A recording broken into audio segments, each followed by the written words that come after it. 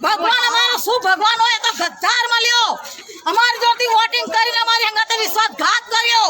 અમે ભાજપ જ હતા પણ ભાજપ જ અમારી હંગાતે વિશ્વાસઘાત કર્યો અને આવા છોકરા મેલીને અમે જઈએ ક્યાં તારે અમે ગરીબ લોકો અમને ઘર નહીં આલતો બહાર નહીં આલતો અને બધી જમીન વેચી ખાવા માંડ્યો અને હારી હારી સોસાયટીઓ બનાવવા માંડ્યો